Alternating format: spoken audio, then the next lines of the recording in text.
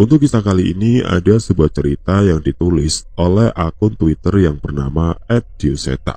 Sebelum kita masuk ke ceritanya, teman-teman tekan dulu tombol like video ini dan jangan lupa tekan juga tombol subscribe channel ini dan nyalakan juga lonceng notifikasinya agar tidak ketinggalan cerita-cerita baru dari channel ini.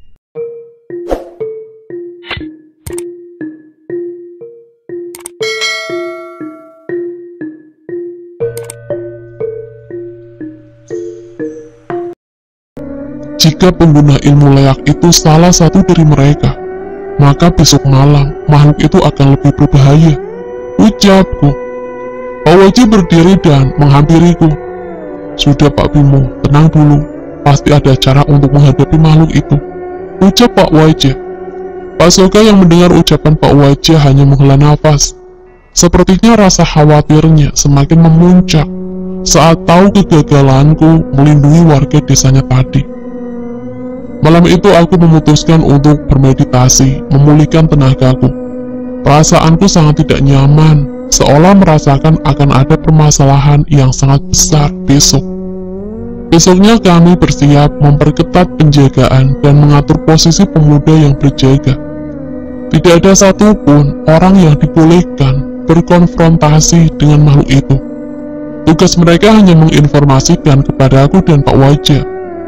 Aku berkeliling mencoba mencari jalur keberadaan energi makhluk itu, namun sama sekali tidak kutemukan. Satu-satunya jalan adalah menunggunya. Ia datang untuk menyerang kami. Hari semakin sore, kami pun meminta warga untuk berkumpul di lokasi yang berdekatan. Para pemuda mengatur warga untuk mengisi rumah-rumah yang berada di posisi aman. "Mbak Yatmi, kemana?" tanya seorang warga. "Nggak tahu, Mbak Parti juga nggak kelihatan," balas seorang warga lain. Mereka pun saling mengecek satu sama lain, tapi ada keanehan di sini.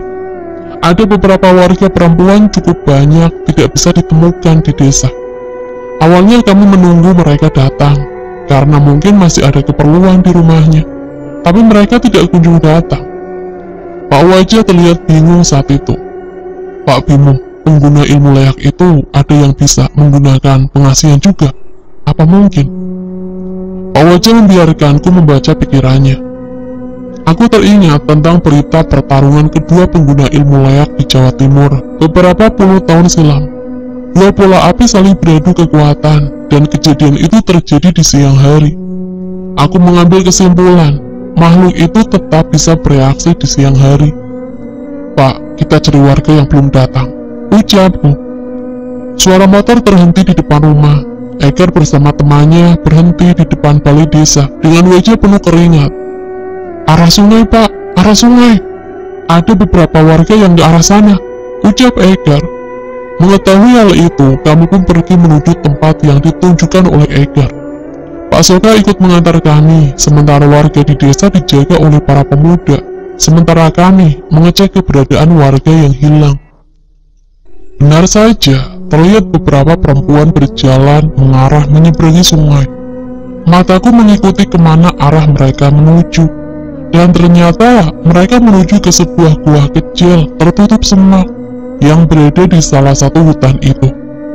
Pak Wajah membacakan mantra dan menyentuh masing-masing kepala wanita-wanita itu, dan satu persatu dari mereka pun mendapatkan kesadarannya kembali. "Eker, bawa mereka kembali ke desa," perintah Pak Wajah. "Siapa, Dek?" jawab Eker yang dengan cekatan mengarahkan wanita-wanita itu kembali ke desa. Aku merasakan dengan jelas kekuatan dari dalam gua itu. Sudah jelas makhluk itu bersembunyi di sini. Aku berpikir makhluk itu akan melawan kami dengan wujud bola api lagi, tapi tidak. Kali ini ia keluar dari gua tempatnya bersembunyi dan keluar menatap kami dari mulut gua itu. Manusia. Wujudnya benar-benar seorang manusia yang mengenakan baju adat Bali berwarna hitam. Ia keluar dan memandang kami dengan kesal. "Tidak ada ampun untuk kalian," ucapnya yang sama sekali tidak ingin berkompromi. Tanpa sadar, ternyata di sekeliling kami sudah ada sosok makhluk berwujud rangda yang siap menyergap kami. Sepertinya orang itu mengundang teman-temannya atau pengikutnya untuk menghabisi kami. Aku menelan ludah, tak menyangka akan menghadapi situasi ini. Pak Soga, sebaiknya ikut dengan Edgar. Tolong sampaikan pesanku untuk melanjutkan tugasnya, ujar Pak Wija. Aku tidak mengerti apa yang dimaksud olehnya, namun Pak Soga pun menuruti permintaan Pak Wija dan segera pergi. Salah satu rangda bersiap mengejar Pak Soga, namun aku segera menahannya dan bersiap menyerangnya dengan bilah hitam keris Sukmageni. Sayangnya sebelum aku sempat menyentuhnya, sosok itu berubah menjadi bola api. Beruntung, aku sadar dengan kejadian sebelumnya dan segera menghindar. Habisi, setelah itu kita nikmati kepala warga desa itu. Perintah sosok manusia tadi. Aku menghitung ada 3 sosok rangda, ditambah sosok itu yang masuk ke dalam gua dan keluar dengan wujud rangda. Aku menduga dialah yang paling kuat di antara semua makhluk ini. Pak Bimo, ada satu cerita yang saya ingin Pak Bimo tahu. Di tanah kelahiran saya di Pulau Dewata, ilmu gaib memiliki 2 cabang, pengiwa atau kiri dan penengan atau kanan. Ilmu pengiwa adalah ilmu dengan jalur nafas. Salah satunya adalah ilmu pengleakan ini, walaupun sebenarnya menggunakannya tergantung dari pemilik ilmu juga. Ujar Pak Wajah. Aku belum mengerti dengan apa yang ingin disampaikan olehnya. Yang aku tahu, makhluk-makhluk itu mulai menerjang ke arah kami. Seorang belian seperti saya mengutamakan ilmu penyembuh yang merupakan ilmu penengan atau kanan. Tapi Pak Bimo harus tahu, untuk mencapai ilmu penengan yang sempurna, seorang belian penengan juga harus menguasai ilmu pengiwa untuk tahu cara menanganinya. Tambahnya, maksudnya Pak Wajah juga menguasai ilmu seperti orang itu. Saat itu langit mulai gelap, tepat saat seluruh rangda itu mendekat. Tiba-tiba tubuh Pak Wajah berubah menjadi sosok bola api berwarna kuning. Ukurannya lebih besar, melebihi yang kuhadapi kemarin. Mereka saling berbenturan, menciptakan suara dentuman yang terdengar hingga ke penjuru hutan. Keempat bola api merah dan sebuah bola api kuning berkejaran di antara pepohonan di tengah hutan itu. Aku masih tidak menyangka dengan apa yang kulihat. Berarti Pak Wajah juga merupakan salah satu dari mereka. Pikiran itu berkecamuk, menilai apakah ilmu Pak Wajah merupakan ilmu yang benar atau malah salah. Namun aku melihat keadaan di mana keempat bola api merah itu memojokkan bola api kuning hingga terjatuh di tanah, menciptakan lubang di tanah. Pak Wajah kembali muncul, kali ini dalam wujud rangda, mirip seperti mereka sebelumnya.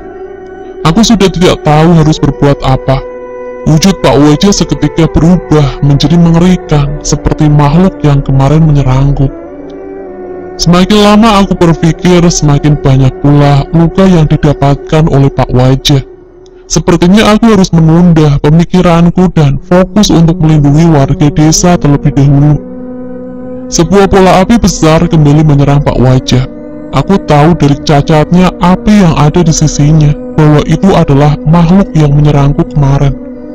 Aku pun membaca mantra untuk membangkitkan api hitam di lukanya, sehingga bola api itu kesakitan, dan kembali ke wujud rangdanya.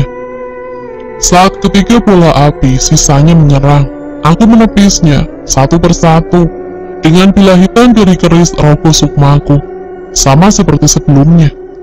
Walaupun bisa menahan serangannya, api dari kobaran itu tetap membakar lukaku. Aku pun membaca sebuah mantra lagi dan memanggil api putih yang mampu memutihkan Angkara Murga. Aku berharap api ini bisa menahan ilmu-ilmu hitam yang digunakan untuk menyerangku. Pertarungan semakin sengit dengan setiap luka goresan yang kudaratkan di tubuh makhluk-makhluk itu. Sayangnya itu semua harus kubayar dengan luka bakar di tangan ini.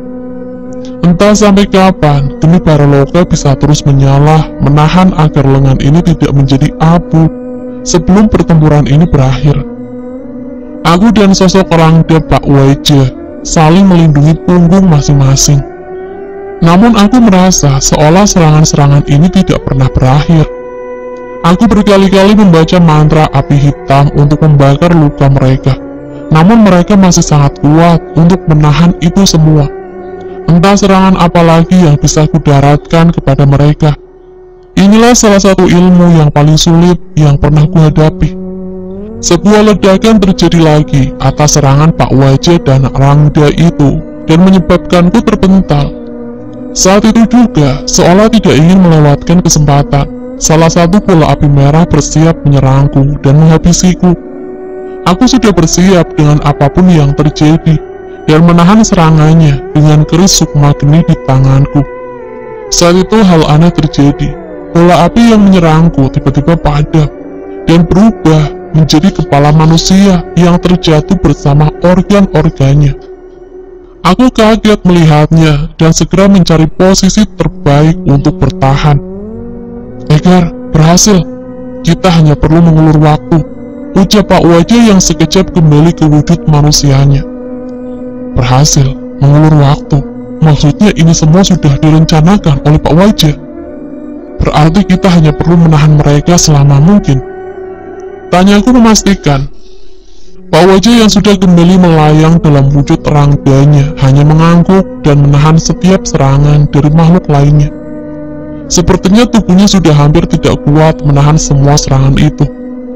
Ilmuku adalah ilmu api, sangat tidak menguntungkan bila berhadapan dengan makhluk yang mengandalkan api. Sepertinya ini satu-satunya cara yang bisa kulakukan untuk bertahan. Aku menggoreskan jariku pada bilah putih keris sukma geni. Seketika darahku mengalir di bilah putih dan berubah menjadi tetesan api. Aku pun meneteskan api itu ke arah Pak Wajah.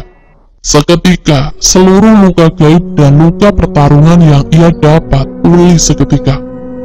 Maaf Pak Wajah, kemampuanku belum bisa menandingi mereka. Tapi dengan cara ini, Pak Wajah bisa bertarung lebih lama, ucapku. Wujud Rangda Pak Wajah menatapku, seolah mengerti rencanaku. Ia bertarung sekuat tenaga, dan setiap lukanya semakin parah, aku kembali memulihkannya. Berbeda dengan ketiga Rangda yang tersisa, tubuhnya mulai penuh dengan luka. Dan saat benturan terjadi lagi, salah satu Rangda kembali berubah menjadi kepala manusia, dengan organ tubuh di bawahnya. Saat mengetahui rencana Pak Wajah, kedua makhluk itu kembali menjadi bola api besar lagi dan bersiap menyerang Pak Wajah dengan seluruh kekuatannya. Aku tidak yakin Pak Wajah bisa bertahan dari serangan itu. Aku pun bersiap untuk membantu menahan serangan itu. Namun sekali lagi, sebelum serangan itu sempat mendarat, bola api itu kembali berubah menjadi kepala manusia. Kini tinggal satu sosok bola api yang bersiap menyerang kami. Posisi kini terbalik, aku yakin kita bisa menghabisinya. Ketika kami bersiap menerima serangannya, tiba-tiba bola api itu berbalik arah dan pergi meninggalkan hutan. Aku pun mencoba mengejarnya, namun Pak Wajah menahanku. Sudah Pak Bimo, jangan dikejar. Kita tidak tahu apa dia masih memiliki teman seilmu juga, ujar Pak Wajah. Aku pun menerima alasan Pak Wajah dan mengecek luka-lukanya. Pak Wajah, harus jelaskan ini semua kepada saya, ucapku sambil membantunya berdiri. Kita kembali ke desa dulu, makhluk itu juga terluka parah. Ia tidak akan kembali ke tempat ini lagi dalam waktu lama, balas Pak Wajah. Aku tidak menghiraukan dulu sosok kepala yang sebelumnya sempat berubah menjadi bola api itu.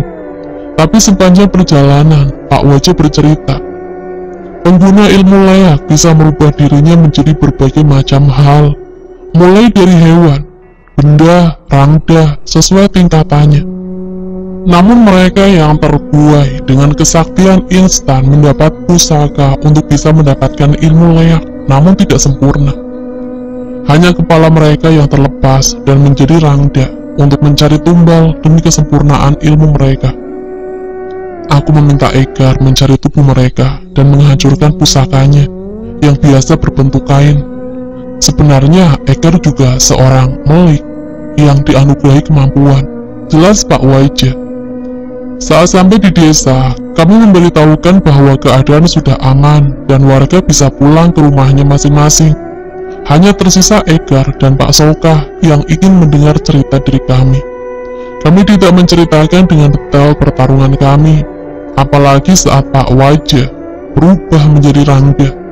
Tapi Pak Soka bisa menerima bahwa kami berhasil karena Egar menuntaskan tugasnya menghancurkan pusaka yang digunakan tubuh Rangga yang menyerang kami. Aku menatap Egar, ia hanya seorang pemuda biasa. Saat menatapnya aku teringat pada Danan dan Cahyo. Mungkin saja dia juga memiliki takdir yang besar seperti kedua bocah itu. Rasa penasaranku pada Pak Wajah ku teruskan dengan berbincang di rumah singgah sembari bertukar ilmu untuk memulihkan diri dari luka-luka tadi. Kepercayaan kami mengacu dengan Rau Bineda, di mana setiap hal memiliki dua sisi, baik buruk, positif negatif, atas bawah, dan semuanya akan terus ada di alam ini.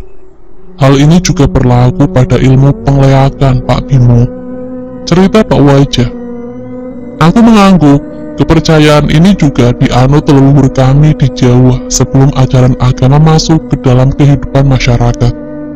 Ilmu baik bisa menjadi buruk bila dimanfaatkan untuk hal duniawi, dan ilmu pengiwah atau kiri bahkan bisa menjadi hal baik bila tujuannya untuk mengobati atau menangkal.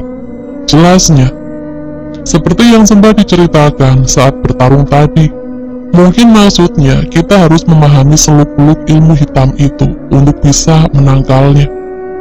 Tapi aku tidak menyangka kejadian tadi, seseorang yang bertingkah bijak seperti Pak Wajah tiba-tiba bisa berubah wujud menjadi Rangga yang mengerikan. Ucapku, mungkin ilmu itu diturunkan ke saya karena suatu maksud Pak Bimo. Ucap Pak Wajah, maksudnya ilmu pengleakan akan sempurna bila bisa merahasiakannya dalam 100 kelahiran. Tapi saat ini tingkat ilmuku berhenti di sini. Berarti itu semua masalah besar? Tanya aku. Pak Wajah menggeleng. Aku merasa aku ditakdir yang benar saat mengetahui Pak Bimo sedang berurusan dengan kerajaan demit sentra Gandamayut. Saat itu aku merasa bahwa ilmu ini adalah wasiat dari sang pemberi ilmu ini untuk berhadapan dengan tempat asalnya. Jelasnya. Memangnya siapa pemberi ilmu itu, Pak Wajah? Tanyaku penasaran. Pak Wajah tersenyum. Ilmu ini berasal dari penguasa seluruh kerajaan di sentra Gandamayut. Sangat panjang perbincangan yang terjadi semalam. Ada sebuah ilmu, pengetahuan, dan pandangan yang sebenarnya sangat berbeda dari yang aku ketahui saat ini. Namun aku sedikit membuka pikiranku akan hal ini. Aku sempat mengirim pesan dengan Cahyo. Ada sebuah desa yang membutuhkan bantuan. Posisiku saat ini sangat sulit untuk menjangkaunya, sehingga Danan yang akan berangkat ke sana. Saat mengetahui bahwa Danan dan Cahyo berkumpul di padepokan Ki Joyo Talun untuk bersiap menghadapi kerajaan demit itu, Pak Wajah pun meminta untuk bergabung dengan kami.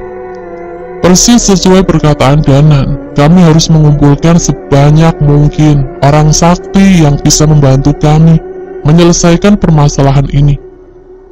Semua di demit akan berkumpul di tempat itu. Demit lemah hingga demit terkuat. Mereka akan merebut posisi tertinggi di sana.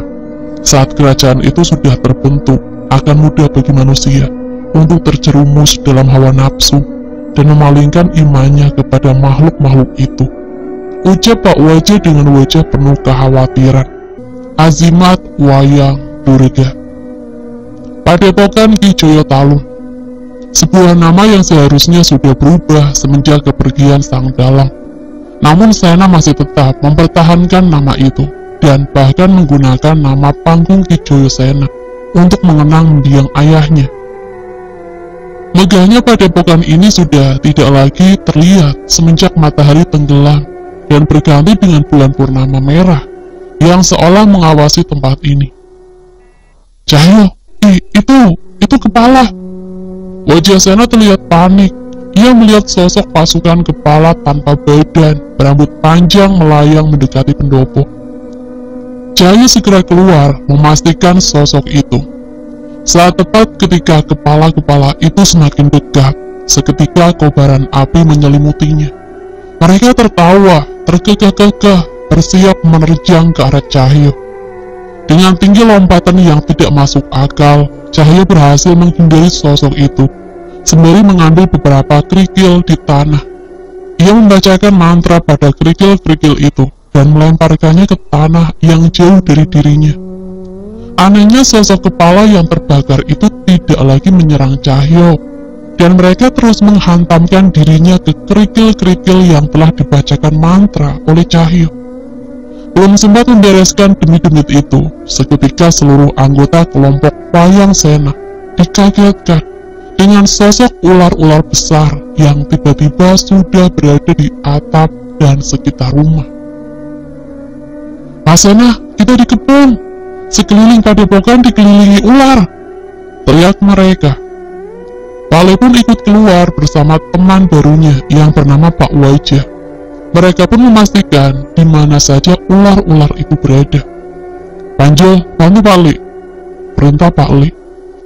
Pak Le membacakan mantra, sedangkan Pak Wajah mendentingkan sebuah cawan kuningan yang suaranya meresahkan demit-demit dan ular-ular itu. Bau yang menyengat dari mantra Pak Le dan suara dentingan itu berhasil membuat ular-ular itu menjauh. Namun mereka masih mengepung rumah seolah tidak ingin memberikan kesempatan kami untuk pergi. "Hati-hati Pak Le, jangan lawan ular itu dengan api," peringat Cahyo. Pak Le menahan serangannya dan memikirkan cara yang berbeda. "Api tidak mempan." "Bukan Pak Le, kalau gosong kulitnya nggak laku dijual ke Magetan," balas Cahyo.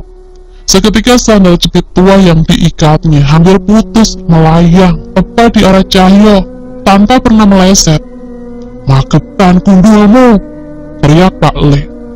Cahyo pun mengelus-elus kepalanya tepat sandal jepit itu mendarat. "Yang lumayan Pak Le," gerutunya. Namun Cahyo segera terdiam setelah melihat Pak Le sudah menggenggam sandal satunya. Pak Wajah terlihat tertawa melihat tingkah mereka berdua. Entah apa, Pak Wajah akan betah melihat tingkah konyol mereka berdua. Pak Le pun kembali membaca mantra. Tak lama setelahnya, kabut putih melingkupi ular-ular itu dan membuat sebagian dari mereka tertidur. "Kok nggak jadi pakai amalan api Pak Le?" tanya Sena. Pak Le pun pura-pura sibuk dengan tas kainnya. "Sayang kalau kulitnya rusak nggak laku dijual," ucapnya dengan wajah polos. Sena ikut tertawa mendengar perkataan Pak Le. Seketika Cahyo meledek sambil memonyongkan bibirnya membalas perbuatan Pak Le. Dan tentu saja kalian sudah tahu apa yang terjadi selanjutnya kan?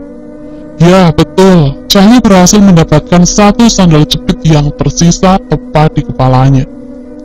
Di tengah tingkah konyol mereka, sebenarnya mereka sadar dengan bahaya apa yang akan menghampiri mereka selanjutnya. Jauh dari pandangan mereka, terlihat beberapa pohon tumbang bersamaan dengan datangnya sosok-sosok besar mengarah ke padepokan. "Butuh Pak Le," ucap Cahyo. "Jangan gentar, ini baru salam perkenalan dari mereka," ucap Pak Le. Mereka pun bersiap menghadapi makhluk apapun yang akan menyerang padepokan. Belakangan ini baru diketahui, rupanya ajimat Wayang Durga yang menjadi pusaka padepokan ini lebih dari sekedar jimat biasa. Mereka membutuhkan ajimat itu untuk mengundang berbagai demit yang berasal dari kuburan paling mengerikan di dunia dan seluruh zaman. Sentral ganda mayat, benda itu menjadi satu syarat bangkitnya kerajaan dedemit itu. Dan sosok-sosok mengerikan itu telah berkumpul. Kini saatnya mereka merebut benda itu dan siap menyerbu padepokan Ki Joyo Talun. Tapi bukan hanya demit-demit itu saja yang menuju padepokan Sena. Beberapa orang sedang menuju ke padepokan Sena dari berbagai wilayah. Orang-orang itu mendapatkan firasat bahaya dengan berbagai cara, dan mereka tidak akan membiarkan orang-orang yang melindungi ajimat itu bertarung seorang diri. Melewati perbatasan Jawa Barat, suara rem mobil berdecit membuat badan mobil itu hampir saja terpental dan menabrak pembatas jalan. Bukan tanpa sebab, Jaga terpaksa menekan rem mobilnya mendadak saat tengah melintas di tengah jalan. Langit masih memerah saat itu, namun mereka dihentikan oleh sosok nenek yang tingginya hampir 3 meter. dan berjalan dengan menyeret kakinya mendekati mereka. "Dega, kamu ngelihat itu juga kan?" tanya Jagat. "Iya mas, itu nenek jangkung," balas Dirga. Jagat menoleh pada Dirga. Ia tidak menyangka Dirga mengetahui tentang sosok itu. "Enggak mas, Dirga ngarang. Nenek-nenek badannya tinggi, ya panggil aja nenek jangkung," ucap Dirga dengan wajah polos, sambil terus memperhatikan makhluk itu. Jagat hanya tersenyum kecut mendengar ucapan iseng Dirga itu. "Ya sudah, turun dulu," ucap Jagat. Jagat pun merapikan posisi mobilnya, mengambil peralatan dan keluar dari mobil bersiap menghadapi makhluk itu. Sayangnya hal yang tak mereka sangka terjadi. Tepat saat mereka keluar dari pintu mobil, jauh di belakang mereka sudah ada sosok anak-anak kecil berlumuran darah dengan cakar yang panjang bersiap menyerang mereka. "Mas Jagat, gimana ini mas?" tanya Dirga yang mulai panik. "Cuma kurang beberapa jam lagi untuk sampai ke tempatnya Mas Cahyo," ucap Jagat. Dirga mengatur nafasnya sambil bersiap memegang kerisnya. Sementara itu nenek jangkung itu sudah bersiap menangkap mereka dengan tangannya yang menjuntai hingga ke tanah. "Kayak biasa Dirga," ucap Jagat. Dirga menoleh ke arahnya. Belum sempat bertanya, Jagat pun berteriak, "Kabur!" Saat itu juga Jagat menarik tangan Dirga dan membawanya lari menuju sebuah tempat di hutan di pinggir jalan yang ia lewati. "Kabur sih kabur mas, tapi jangan di tengah hutan juga, nambah masalah ini," ucap Dirga yang semakin panik. "Sudah ikuti dulu, jaga-jaga sisi belakang," jelas Jagat. Makhluk-makhluk itu pun mengejar Jagat dan Dirga. Makhluk berwujud anak kecil itu berlari cepat. Namun sialnya mereka merasa bahwa nenek jangkung itu bisa tiba-tiba berada di mana saja tanpa mereka sadari. Jagat membaca sebuah mantra, matanya terus mengarah ke sebuah pohon yang cukup tua. Ada yang aneh pada pohon itu. Ada sedikit kabut di bawahnya, dan anehnya lagi, setiap Jagat terus membaca mantranya, kabut itu menjadi semakin pekat dan pekat. "Lompat ke kabut itu," perintah Jagat. Ini Dirga mengerti. Rupanya Jagat sudah merasakan adanya gerbang gaib di tempat itu. Dengan kemampuan Jagat, ia bisa memasuki tempat itu, entah untuk bersembunyi atau berpindah ke tempat yang aman. "Ini mas, ini lapis keberapa?" tanya Dirga. "Entah, mungkin lapis kedua," balas Jagat sambil berusaha menutup gerbang itu. Mereka pun berjalan melintasi sisi lain hutan-hutan itu, mencari jalur di mana mereka bisa keluar. "Kenapa tadi nggak kita hadapin saja mas? Kalau pakai pusaka baru Mas Jagat, mungkin kita bisa menang," tanya Dirga. "Jangan, kalau tenagamu habis dan kemampuanku tidak maksimal, bukannya membantu, kita malah akan jadi beban buat Danang dan Cahyo," balas Jagat. Dirga pun mengangguk setuju. Pasalnya dia juga sadar, walaupun sudah bertarung sedemikian rupa, ia masih sering kehilangan kesadaran karena kehabisan tenaga menggunakan kekuatan keris Dasa Sukmo miliknya. "Pokoknya kita harus cari jalan keluar secepatnya dari sini. Kita harus sampai di sana sebelum pertempuran besar terjadi di sana." Mereka pun mempercepat langkah mereka dan mencari cara untuk tiba di tempat Cahyo dengan cepat. Desa Lembah Keramat. Sudah berhari-hari terdengar suara besi yang saling beradu di rumah Mbah Jiwo.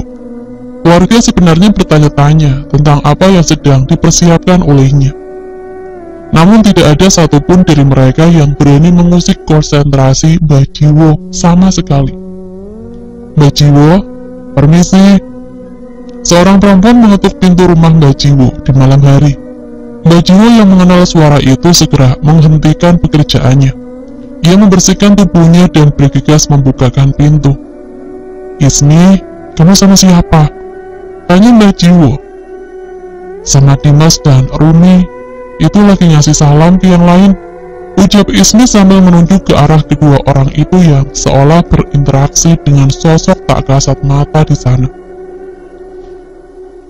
Mbah Jiwo pun keluar dan memanggil kedua orang yang juga sudah dianggap sebagai cucunya sendiri. "Dimas, Rumi," ucapnya sambil melambai. Wajahnya terlihat tersenyum lebar melihat kedatangan ketiga orang itu. Ayo masuk dulu saja, sudah malam, ucap Mbah Jiwo. Mereka pun menurut dan segera masuk ke rumah. Ismi berinisiatif ke dapur, membuat minuman hangat untuk menemani perbincangan mereka, yang sepertinya akan panjang. Dimas dan Rumi bercerita banyak tentang masa kuliahnya, dan ceritanya sehari-hari yang berhasil membuat Mbah Jiwo sesekali tersenyum. Setelah pertemuan mereka, Dimas, Rumi, dan Ismi sebenarnya cukup sering mampir ke rumah Mbah Jiwo, sekedar menikmati udara desa sambil menengok keadaannya. Tapi untuk kali ini, tugas mereka berbeda. Mbah tahu tujuan kalian kesini, ucap Mbah Jiwo. Mereka bertiga pun terdiam, mereka bingung ingin memulai dari mana. Aku dapat mimpi, Mbah, buka Dimas. Rasanya seperti ada bahaya yang besar. Sepertinya Danan dan Pak Lek terlibat dengan hal itu. Mbah Jiwo hanya menghela nafas dan memperhatikan ketiga cucunya tersebut. Tapi Mbah nggak mungkin mengizinkan kalian ke sana. Selain berbahaya, tidak ada juga yang bisa kalian lakukan di sana, ucap Mbah Jiwo. Rumi mendekat dan pindah duduk di samping Mbah Jiwo. Iya Mbah, kita ngerti. Tapi kami kesini karena tahu Mbah Jiwo pasti akan menyusul ke sana kan? Ucap Rumi sambil menggenggam tangan Mbah Jiwo dan mengelus pundaknya. Mbah Jiwo setengah menunduk seolah ragu harus menjawab apa. Kami cuma ingin memastikan Mbah nggak memaksakan diri. Mungkin Mbah memang memiliki peran dengan masalah ini. Tapi Mbah juga harus ingat bahwa kita manusia juga punya batasan, tambah Rumi. Mata Mbah Jiwo pun berkaca-kaca. Sebenarnya ia sudah sadar bahwa ikut campur dengan masalah ini sudah pasti mengancam hidupnya. Tapi bila keberadaannya bisa membantu walau sedikit, ia siap kapanpun, bahkan walau harus mengorbankan nyawanya.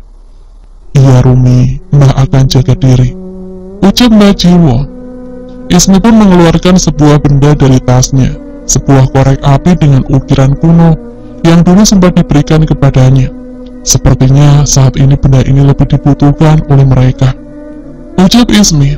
Dimas juga mengeluarkan beberapa batu bulat berwarna hitam dan menyerahkannya kepada Mbah Jiwo. Batu ini dulunya pernah didiami oleh mereka. Setidaknya ajaklah mereka, Mbah, ucap Dimas. Mbah Jiwo mengangguk. Ia mengerti maksud dari ketiga cucunya itu.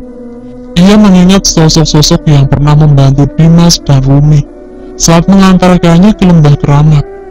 Mungkin saja mereka mau membantu Mbah Jiwo untuk melindunginya selama perjalanan. Perbincangan serius itu pun selesai saat itu juga.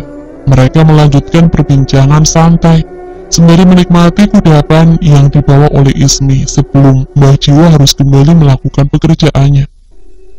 Mbah Jiwo memperhatikan korek api yang diberikan oleh Ismi. Ia tahu kemampuan korek itu. Namun instingnya sebagai penempa pusaka merasakan ada hal besar di balik kesederhanaan korek api kuno ini. Kembali ke padepokan Hijaya Talun. Cahaya bulan purnama yang menyinari gelapnya malam tak lagi terlihat di hadapanku. Gelapnya kabut hitam dan berbagai sosok yang tak kasat mata memantau padepokan wayang Ki Joyo Seno dari seluruh sudut desa. Suara dentuman terdengar sesekali dari arah padepokan, sementara rumah-rumah di sekitar desa sudah tertutup rapat. Aku melajukan motorku lebih cepat hingga melihat keadaan yang sebenarnya. Cahyo, Pak Le, dan seseorang yang tidak kukenal berusaha melindungi padepokan dari sosok raksasa yang tak kasat mata yang mengincar padepokan. Mas, itu Buto, tanya Mbak Wijan yang panik dengan apa yang ia lihat. Jangan gentar Pak, kita nggak sendiri, yang tidak bisa bertarung biar menunggu di desa saja. Ucapku yang sebenarnya tidak menyangka bahwa sudah terjadi pertarungan lagi di tempat ini. Sesuai ucapanku, Panji dan Mbak Wijan mengatur beberapa muridnya untuk bertahan di desa, sementara kami bertiga melaju ke padepokan. Cahyo dan Pak Ale terlihat kerepotan menghadapi tiga makhluk besar itu sekaligus. Mereka butuh alas yang hanya setinggi 2 kali manusia biasa. Seharusnya mereka bisa menanganinya dengan mudah. Tapi sepertinya pertarungan sebelumnya membuat mereka menjadi kewalahan. Aku memarkirkan motorku dan menghampiri makhluk itu.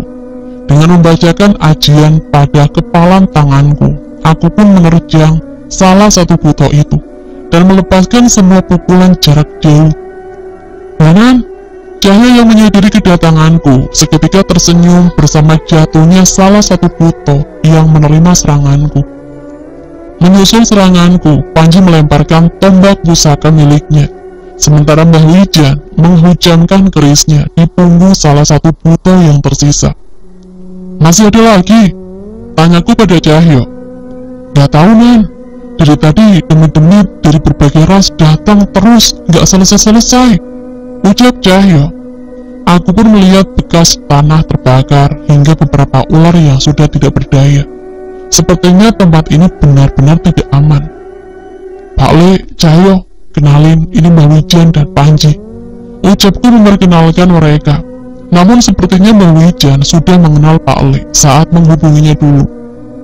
Pak Le pun mengenalkan pada kami seorang pria yang bernama Pak Wajah.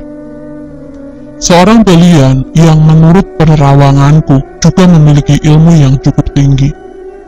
Setelah memastikan tidak ada serangan lagi, Seno pun mengajak kami masuk, sementara murid-murid padepokannya berjaga di depan.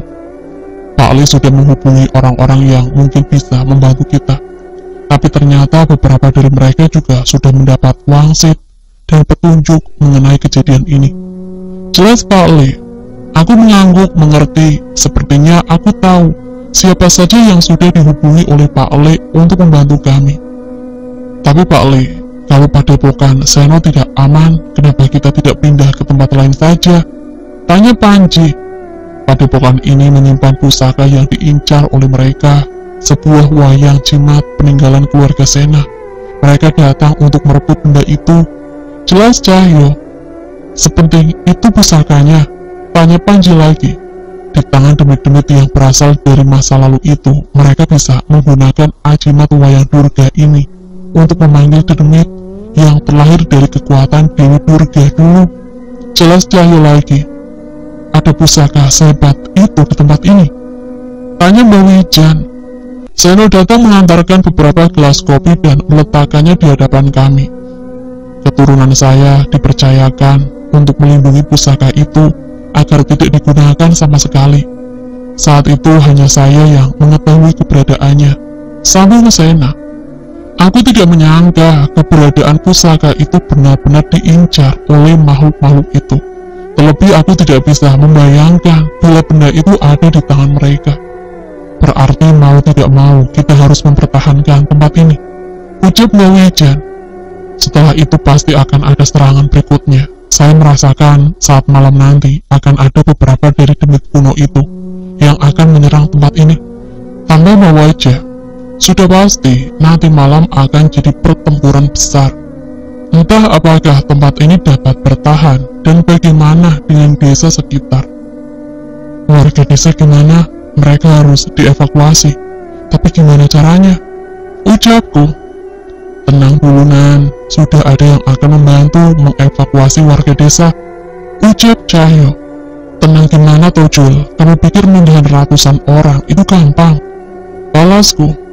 Tanya aja sama orangnya, ucap Cahyo sambil melirik ke arah seorang perempuan yang mengantarkan pisang dan kacang rebus untuk kudapan kami. Nah ya, ucapku kaget.